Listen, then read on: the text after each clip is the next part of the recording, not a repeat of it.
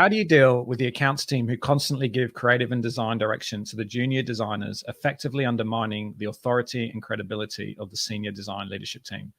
This issue has been addressed directly by the senior leaders in our agency, and the accounts involved have been told they have overstepped boundaries and explained what they can or can't do, as well as what they shouldn't do. It was fine for a while, but then it's happened again and again. I'm one of the senior designers and have confronted the person directly when it happened, but I feel like I'm a broken record. I've been told to change my behavior, be even more assertive, but I think it's utterly inefficient use of my time and energy trying to police or address this when I could be using said time and energy doing actual work. Also, if they weren't overstepping boundaries in the first place, then we wouldn't have to waste our resources trying to fix this. Help, exclamation mark, exclamation mark, exclamation mark. What do we do in this situation? Wow. So there's a massive question. It's brilliant. It's such a good question. And I will apologize. My dog is barking in the background. Not sure why. He wants to put some questions on here too. But yeah, what a gigantic question. And it's also a question that I have experienced many times. And I think everybody has their own kind of story that's related to something like that. And of course, there's a million ways that you can also answer that question. It's tricky to understand the nuances that sit behind that, the kind of, the drivers behind each of the individual. What's driving that person to want to feed back? What's driving your response and your reaction? And trying to really understand all those different inputs to better understand the outputs. I think if I, again, bring it back to the experiences that I've had, we've moved into a world where we want to give the platform to everybody. We want everybody to have an opinion. We want, whether you're an accounts person, you're a project manager, you're a creative, you're a cleaner, we want everyone to have an opinion, which is brilliant because problem solving and ideas can come from anywhere. But sometimes it does create complications because all of a sudden someone that's got 15 years experience or 10 years experience might be overruled by someone with 1 year's experience, which isn't necessarily wrong, but it's how you then manage that. Is it coming from the right place? Is the person doing it because they genuinely care, or they're actually trying to be difficult, or they think they know better? So depending on the inputs is then how you decide to respond, because that's really all you can do.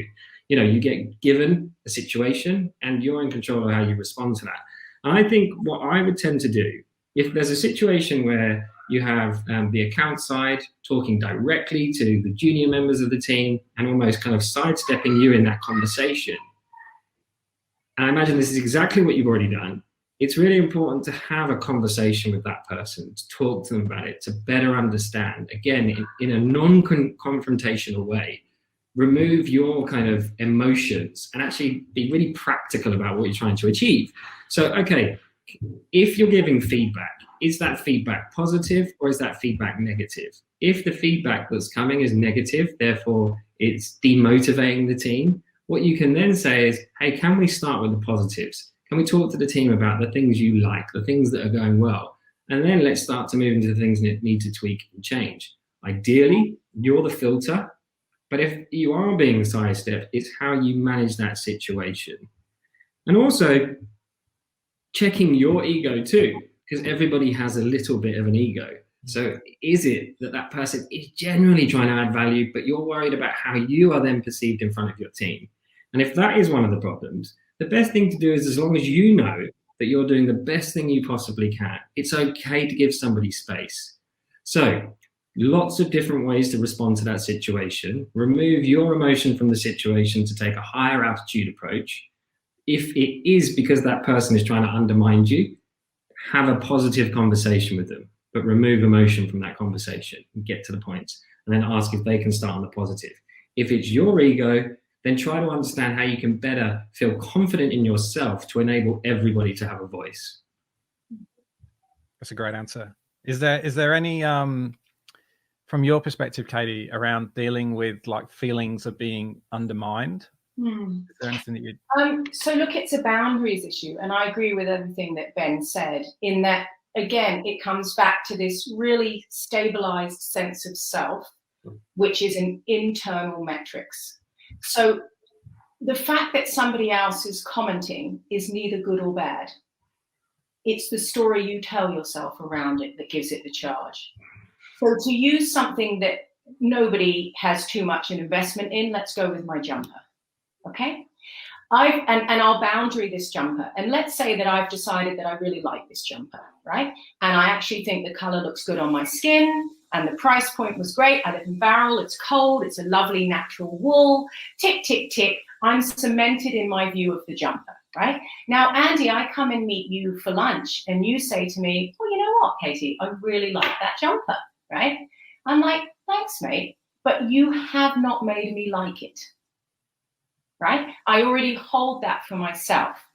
Now, where it gets interesting is the reverse. Later that day, I meet Ben, and Ben goes to me, oh, God, make the jumper.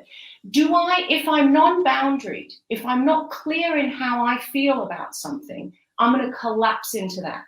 I'm going to tell myself a whole story about how maybe I feel shamed, maybe I feel embarrassed, maybe I feel less than, I should have never bought the bloody jumper, what's Ben going to think about me? You can see how that horse is going to bolt really quickly, right? So I'm with Ben on this one. In the question, I think there was something about I've been told I need to police better. I think the person that we police is ourselves. Right? Thank you, mate.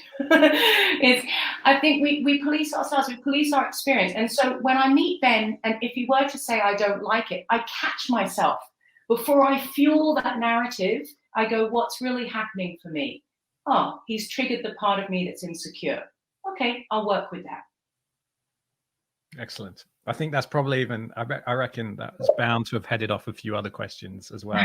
Kind of, what story you tell yourself is always excellent.